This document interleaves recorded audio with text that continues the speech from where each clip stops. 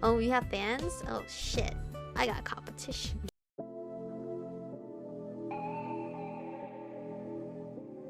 We're born in the moonlight. Ain't no fair to say. Can't breathe in the sunlight. Hello, Romance, is the Aromie here. Welcome back to Changeling. We're here with Marc, going to do our literature study session, and he's already complaining that we're late. We have an excuse.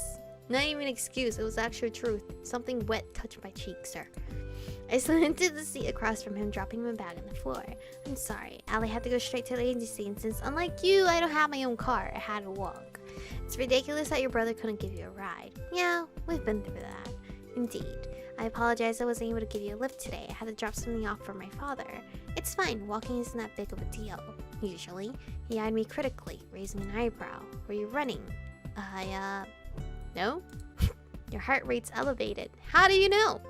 How can you even tell? That's weird. What is that? Some kind of vampire spidey sense? Something like that. I crossed my arms. Wait, what if we're really shy around him? He's gonna know we're shy because he can feel our heart rate. You know too much. I crossed my arms over my chest and glared out the window. Well, it's your imagination. I totally did not run. Marc caught my wrist and pulled it toward him, still studying my face. Your heart rate is definitely elevated. Why are you touching me? Now you can read my thoughts and everything.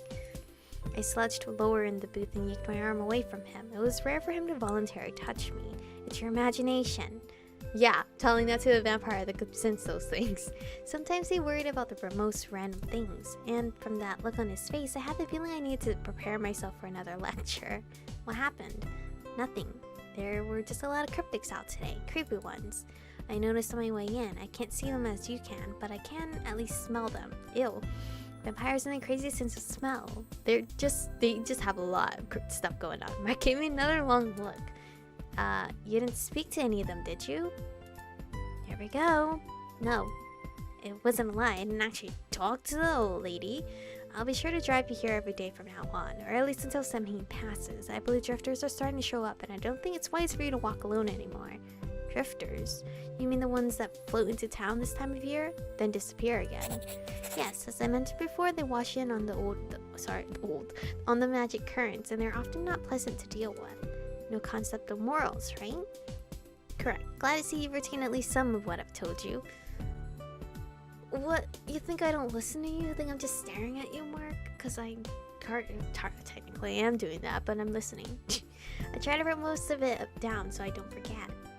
Good for someone so ignorant of our society and with no reasonable sense of danger. It would be best if you didn't encounter any of them. I'm sorry. What? You called me ignorant?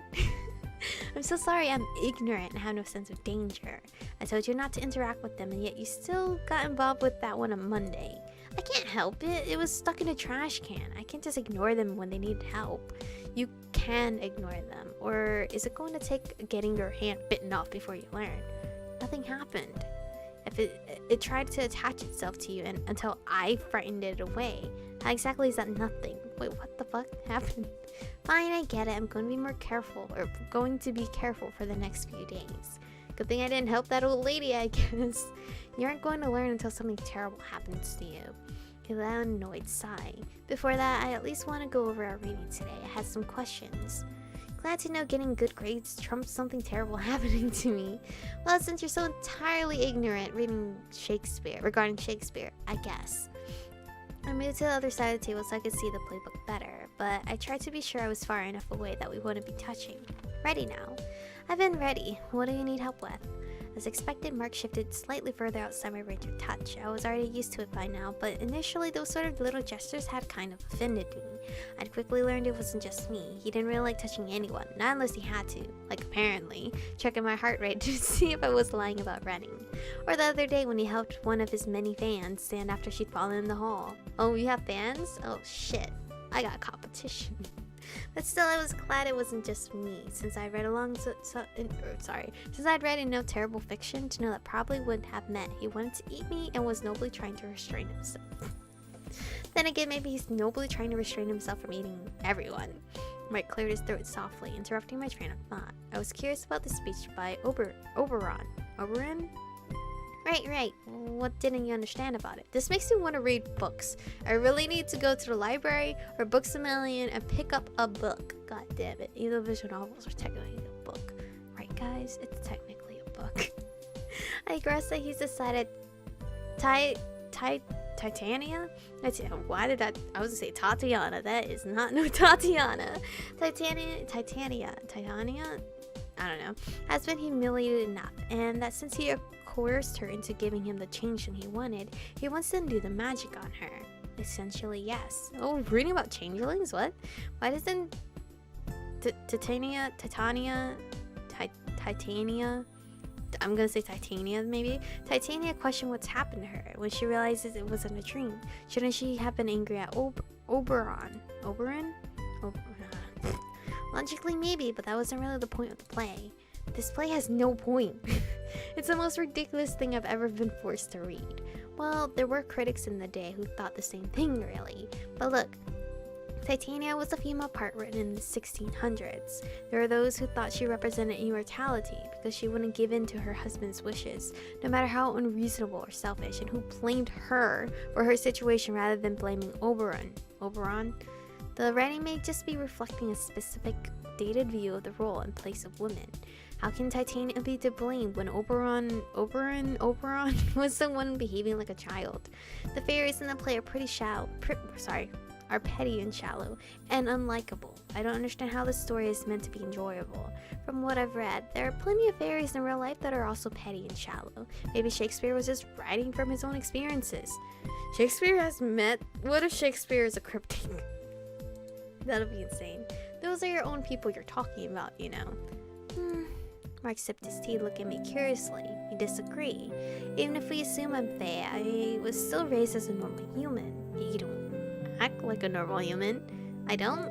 What I'm trying to say is that, like it or not, you have an inherent connection to other fey creatures. Do I? I mean, look at how hard I had to study to learn about all this. I don't exactly feel as though I found myself, or I finally understand everything. And this whole society I've suddenly found myself in, it doesn't feel like I'm really a part of it. I think I understand less about myself now than I did 2 weeks ago. That's a surprising amount of existential angst for someone like you. Oh, another choice. God damn it. I think I'm entitled to it. Thank you very much. Ooh, sorry, the angst isn't is your job, is it? Oh, and what's that supposed to mean? No, I like this one. Is it? Okay. Oof.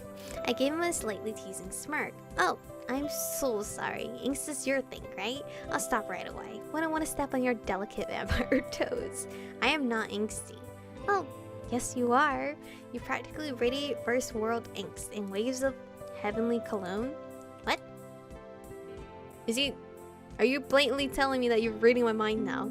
He picked up the playbook and started leafing through it, refusing to answer. I narrowed my eyes as I studied him. Where did that come from? When have I ever said his cologne was heavenly? When had I ever mentioned his cologne at all? It is kind of nice, though. I remember the first day we'd met, when I first sat beside him in literature. Maybe his fans tell him he smells nice all the time. That stupid cologne was one of the first things I'd noticed, but I was pretty sure I never mentioned it to him. No, I was dead certain. There's no way I would have told Marc I liked his cologne. I could only imagine the snarky response. So where did that remark come from? We were interrupted when Kea, one of the waitresses at the cafe, brought my drink to the table. I was surprised to see her. Usually Merle waited on us so he could gossip about Corvin. Kea smiled at us as she set the latte in front of me. Someone came through the back entrance, so Merle was busy at the moment. Ah, the back entrance. That meant they went into the paranormal side of the shop and were there for advice. Probably solving or any of the other things Corvin family did when they weren't serving coffee and sandwiches on our side of the cafe. I still couldn't wrap my head around the idea of two shops existing in the same space, or the concept of a real world and a not real world overlapping, or any of that. They must have to hire like so many extra people. Well, probably not, right? I don't know. It was almost as foreign as the idea of Corvin being a part of a paranormal think tank that solved problems for supernatural creatures, but apparently it was a thing. I sighed and pulled the coffee closer. The warm fragrance made me smile. Merle also said he's working on a new fall drink and wants you to try it on your next visit and share your opinion. Tell him I'll do that. She paused and gave me a long look, setting my face for just long enough to make me a little uncomfortable, before she smiled again and started away. Enjoy your coffee. I watched her go, wondering what that had been about. Tell me something. What, Mark? You want a sip? Here. I looked back at him and lifted my mug, taking a careful sip. I had a feeling we were moving away from Shakespeare already. Well, Mark always tried to do that.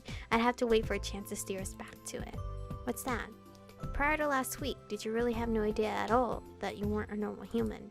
I ask only because it's unusual for a cryptic to reach your age, yet still be totally unaware, and you've had strange things happen to you before. Was that not some kind of indication? Ugh. Allie did say the same thing the day she brought you into the club. I know, I've gone over all that 100 times in my head since last week. I guess there are just things I dismiss as normal because that's what you do. When you don't think that the supernatural exists, you find ways to explain things. But looking back, I do wonder how much of what happened to me was maybe not so normal. Such as the disappearances people were gossiping about when you first arrived. Not just those. I mean, those are the big ones, but there are other things too. Things I'd forgotten because they seemed so trivial, but that I've started to remember now. I set my cup down and stared down into it, a frown passing over my face. I used to always see strange things when I was a child. Spencer too, actually. Or at least when I said I could see them, he insisted he could as well. I recall Allie mentioning that as well. I don't even know when we stopped seeing them. It was definitely by the time we left Pine Hollow. Memories got fuzzy over time, so I ended up dismissing those things as dreams or pretend play. But now that I've started seeing weird things again, I just wonder if maybe it wasn't just pretend play? Yeah, well, I mean, like you said, Allie seems to think so too. It does seem likely there was more to it than you realized. Which means the same is true for whatever happened to Spencer 5 years ago. He probably didn't just hit his head or get chased by some wild animal. But if not that, then what happened to him? What if I really did hurt him? And he tried to tell everyone, but no one believed him. That's what I keep thinking. Just thinking about it won't give you answers. Yes, I do understand that much. Thank you. You know that when I'm not trying to get you to focus on Shakespeare so I can explain it to you, I read everything I can find about fairies, hoping I'll stumble on anything that might point me in the right direction. If I did something to him, or if I'm the one that hurt his eye, maybe I can figure out how to fix it. Maybe I can figure out how I did something like that without remembering anything about it. Something across the cafe caught Mark's eye and he frowned. I followed his gaze, but all I saw was Kaya leaning against the counter watching us. She smiled when I met her eyes. Mark set a large hand on my head and gave it a gentle push. Hey, watch it! I've noticed that overthinking things is a bad habit of yours. What the fuck? Why would you just push my head back as we're looking at Kaya? What are you doing? Well, I can't deny that. Exactly how you think you're capable of harming anyone is beyond me. You're overcomplicating things. A simple-minded person like you should avoid thinking about things that are too complex. What the fuck, Mark? What are you doing? Why are you being mean to me now? Oh, another choice? Wow, we get so many choices already. Chapter 1. Excuse me, who's the one being tutored here? You're being awfully nice today. Don't say anything. I don't know which choice. Kind of like these two.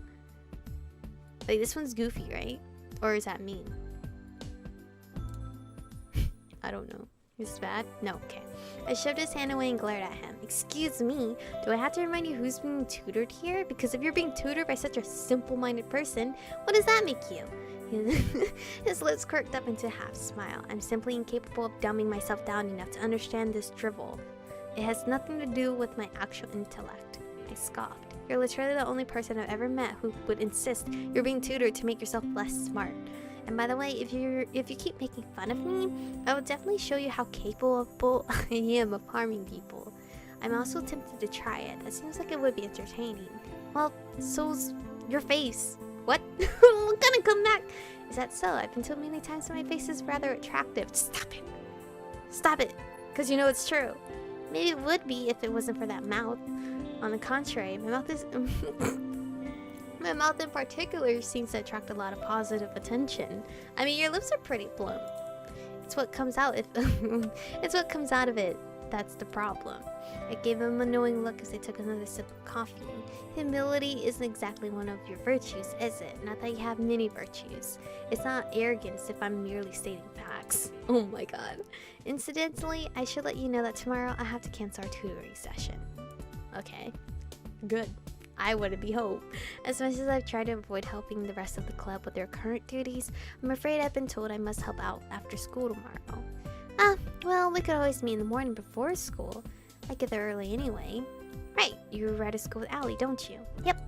I see, perhaps I'll take you up on that then. What do you normally do in the mornings otherwise? Just sit in the club room reading. I see. In that case, I'll endeavor to show up a little early as well. Perhaps we can read ahead together. Alright, that's fine with me. I suppose I have to put my research off for one day. In the meantime, I'll drive you home for today. I glanced outside, thinking that maybe I would just walk. It would probably be dark in less than an hour, but it wasn't that far. If I was just careful to keep my head down. No. Huh? You lived too far to safely walk home for the time being. Don't even think about it. I wasn't thinking about it. You most certainly were. It's a nice day, probably one of the last ones we'll get. Were you just complaining about the drifters lurking around? You were complaining about them more than I was, because of your lack of common sense when dealing with them. I was just thinking it would be nice to get some fresh air while I can. My car has windows and a sunroof. Oh, look at him showing off that he has a sunroof. Fancy boy over here. Fancy boy because he has a sunroof. Anyway, this is where we are going to stop for today. Yeah, because we're already past our time. But I'm really enjoying Marc's route. He's very silly and fun to read. I don't know, he's really charming. I just have a bias over. I'm biased about Marc. Sorry, William. I think Marc might top tier everybody.